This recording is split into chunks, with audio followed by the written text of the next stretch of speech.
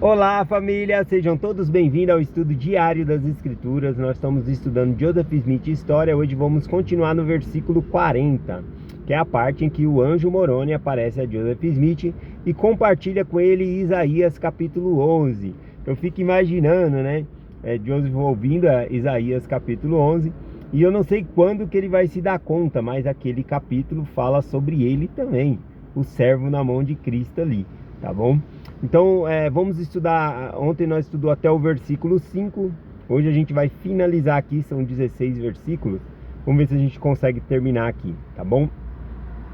Mas eu quero começar justamente por Doutrina e Convênio, sessão 113. Né? Alguns companheiros, amigos de Joseph Smith perguntaram, né, o que significava Isaías capítulo 11. E aí eu quero compartilhar a revelação do Senhor a Joseph Smith aqui. Tá bom? Tá lá em Doutrina e Convênio 113, a partir do versículo 1 vai até o versículo 5. Eu vou ler, diz assim. São as perguntas e a resposta. Quem é o tronco de Jessé mencionada no versículo 1, 2, 3, 4, 5 do capítulo 11 de Isaías? Em verdade, assim diz o Senhor, é Cristo. O que é o rebento mencionado no primeiro versículo do capítulo 11 de Isaías, que brotaria do tronco de Jessé? Eis que assim diz o Senhor, é um servo na mão de Cristo, que em parte é descendente de Jessé, assim como de Efraim, ou seja, da casa de José, a quem foi dado muito poder. Que é interessante porque fala que o rebento, o renovo, também simboliza Joseph Smith, a qual Deus levantaria nos últimos dias e daria muito poder para traduzir o livro de Mórmon, para estabelecer a igreja dele. Então aqui a gente entende que Joseph Smith ele tem esse entendimento de que é ele, né? Essa escritura também se refere a ele aqui, tá bom? E Joseph Smith ele é, né, da tribo de Efraim, né, da tribo de José ali. E ele, por que fala que vem do tronco de Jessé? Porque vem de Cristo.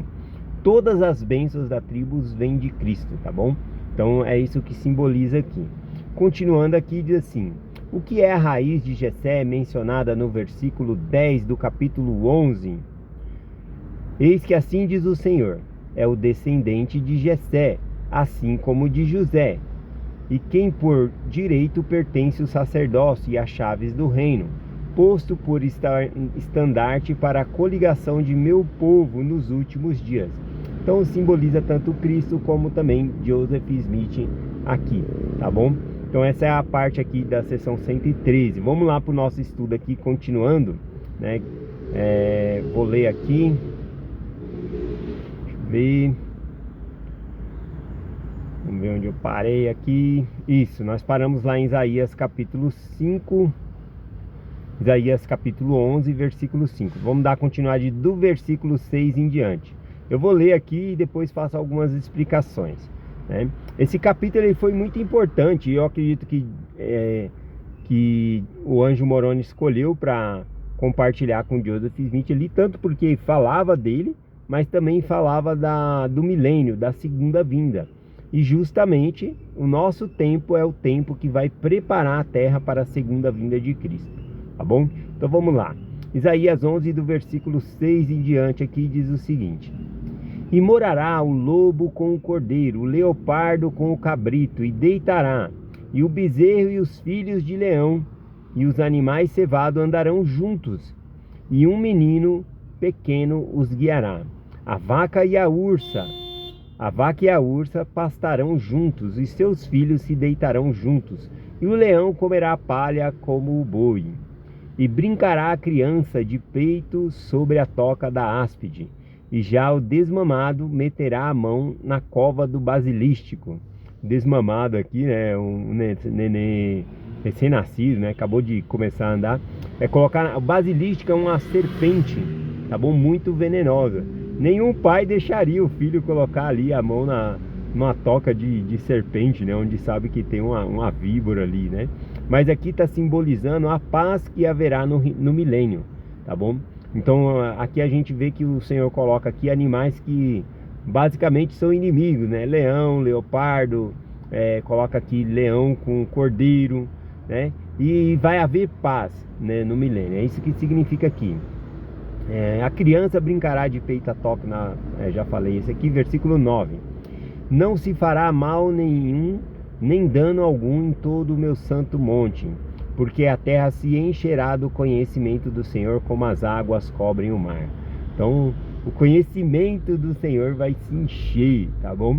E isso são símbolos de coisas também hoje em dia. A palavra do Senhor está se enchendo sobre toda a terra. E principalmente tem que encher em nossos corações, transbordar aí a palavra do Senhor. Bom, falando aqui, né, essa escritura tá falando do milênio, tá bom? Sobre essa paz que vai haver, né, entre os animais. Aqui também tem algo simbólico por trás, né? Além da paz, que eu acredito que é literal aqui entre os animais, né? Principalmente na hora que fala que o leão vai comer palha como boi, então não vai ter mais animal carnívoro. Então a gente entende, eu entendo essa escritura aqui como sendo literal, tá bom? Não é no milênio, vai ter essa paz aqui, né? Que existia antes no Jardim do Éden, na verdade, né? Existia antes essa paz no Jardim do Éden. Mas aqui tem um simbolismo também. Aqui é um simbolismo das nações que viverão em paz, tá bom? Na verdade, todas as nações, conforme a gente vai ler aqui ainda, viverão em paz por conta que é o governo de Cristo, ele que vai governar, tá bom? Então aqui, ó, por exemplo, as nações na antiguidade tinham símbolos também. A gente observa lá quando no sonho de Nabucodonosor, que ele sonhou com aquela grande estátua, né? E Daniel falou: tu, ó reis, é a cabeça. E ele foi falando ali que cada parte da estátua representava um reino que viria após o outro. Depois Daniel, ele tem um outro sonho sobre animais, 4 animais ali. Ele sonha o leão, o urso, o leopardo, e isso foram reinos que já se passaram também. Então aqui, quando fala sobre a paz dos animais, a gente vê que ele colocou o leão, colocou o urso, colocou o leopardo. Então em Apocalipse também tem sobre esse urso, o leão, o leopardo, simbolizando reinos, tá bom? Então são símbolos de reino. Então significa que as nações vão viver em paz, tá bom? Que as nações não haverá guerra mais, vai viver em paz, né? Que não vai haver guerra mais entre as nações. Isso no milênio. Vamos continuar aqui do versículo 10 ao 12, Isaías, tá bom? Isaías 11, do versículo 10 ao 12. Aqui vai falar sobre a coligação de Israel em diversas terras, tá bom? Onde foram dispersos e são coligados. Vamos lá, versículo 10 ao 12. Porque acontecerá naquele dia que haja a raiz de Jessé, será posta por estandarte dos povos, o qual correrão as nações, e o seu repouso será glorioso. A raiz de Jessé aqui também simboliza Cristo, tá bom? A gente vai ver que vai falar de Joseph Smith aqui também, mas também simboliza Cristo, que por meio de Cristo que haverá, né, essa paz aqui. Ele é um estandarte. O estandarte é uma bandeira na qual, quando é conclamada a bandeira, todos se reúnem. Então Cristo, é em Cristo que todos nós somos congregados, todos nós nos reunimos. Versículo 11. Porque há de acontecer que naquele dia que o Senhor tornará a estender a mão pela segunda vez para adquirir os remanescentes de seu povo, os que restarem da Síria, do Egito, de Pratas, da Etiópia, de Elão, de Sinear, de Amate, das ilhas do mar. Aqui está falando que todos serão congregados em Cristo. Aqui fala sobre ele estender a mão pela segunda vez. Isso também simboliza a nossa época, tá bom? Tendo a restauração do Evangelho agora, novamente a mão do Senhor está estendida para reunir todas as nações. Então vemos que a igreja cada vez mais se expande, né, em mais países, templos para as pessoas fazerem convênio. Então está reunindo as nações, tá bom? Aqui. E aqui foi simbolizada por Egito, Assíria, Pradas, né? Mas aqui ele falou em todas as ilhas do mar. Versículo 12. E levantará um estandarte entre as nações, e ajuntará os desterrados de Israel, e os dispersos de Judá congregará desde os 4 confins da terra. Aqui, quando fala de Judá, é Israel mesmo, né? O judeu ali, tá bom? também vai haver um estandarte e eles vão se reunir. A gente vê que os judeus eles estão voltando, né, para Israel, né? Existe campanha sobre isso, né, de fazer até teste, né, de DNA, alguma coisa assim que traz a linhagem, né? Nós temos uma brasileira que era de Israel, tinha linhagem de Israel, né? É a Aline. O canal dela é a Aline, alguma coisa assim, como é que é? Israel com Aline, esse que é o nome. É um canal muito bom, viu? Para conhecer mais sobre a cultura dos judeus, eu recomendo aí. Israel com Aline. Ela era brasileira e descobriu que ela tinha descendência para lá. E os judeus convocam todos que são descendentes, né, de Israel a ir para lá. Então hoje em dia ela mora lá, aprendeu a língua do povo e tudo. Tá bom? Então, Israel está sendo congregada de novo. Os judeus estão sendo congregados também de novo aqui. Vamos lá passar aqui para o versículo 13 e 14. O versículo 13 e 14 aqui descreve a vitória de Israel sobre os vizinhos hostis, tá bom? Sobre seus inimigos aqui. Bom, aqui é simbolizado da seguinte maneira. E a inveja de Efraim se desviará. E o adversário de Judá serão desarraigados. Desarraigado é arrancado pela raiz. A gente sabe lá do tronco, né? Quando a gente está falando aqui do tronco de Jessé, é quando nem tronco fica, é arrancado pela raiz, não vai ter nem descendência. O mal, não vai haver inimigos, é isso que está falando aqui. Aqui fala da inveja de Efraim e de Judá, né? Um contra o outro, porque aqui é um símbolo, né, do reino do norte e reino do sul, que eram contra um contra o outro, né? Houve essa divisão aí, as 10 tribos se separaram das duas tribos, da tribo de Benjamim e da tribo de Judá, e aparentemente, né, às vezes até uma ajudava os inimigos da outra para combater um outro. É uma história triste aí, tá bom? Mas ele está falando que essa intriga acabará, não vai haver mais. Efraim, né, não vai mais invejar Judá, e Judá não vai ser mais contra Efraim. Olha o que diz aqui, versículo 14. Antes voarão sobre os ombros dos filisteus. Os filisteus, e aqui vai falar de outros também, né, moabitas, que eram inimigos do povo de Deus. Então, Israel vai ser unida, não vai ter mais essa divisão. É isso que ele está falando aqui, ó. Versículo 14. Antes voarão sobre os ombros dos filisteus os ocidentes, juntos despojarão do oriente, de Edom, de Moabe, porão as suas mãos, e os filhos de Amon lhe obedecerão. Então todas as nações estarão sujeitas ao governo de Cristo. Cristo ele vai governar todas as coisas aqui.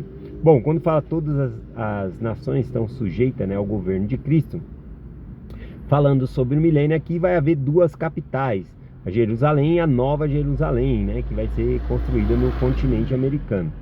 E nas escrituras é citada, né, de Sião sairá a lei e de Jerusalém a palavra do Senhor. Vai haver dois tipos de governo no milênio. O governo eclesiástico, que é o governo da palavra de Deus, tá bom? E também o governo político, que tudo vai ser governado por Cristo, tá bom? Ele vai colocar representantes governando esse reino. Então, no milênio vai haver duas capitais, tá bom?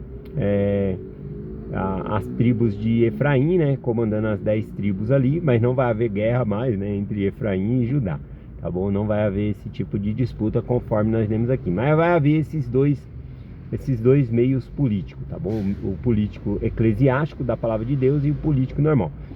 Nem todo mundo, né, ninguém, aliás, vai ser obrigado a obedecer o governo eclesiástico, tá bom?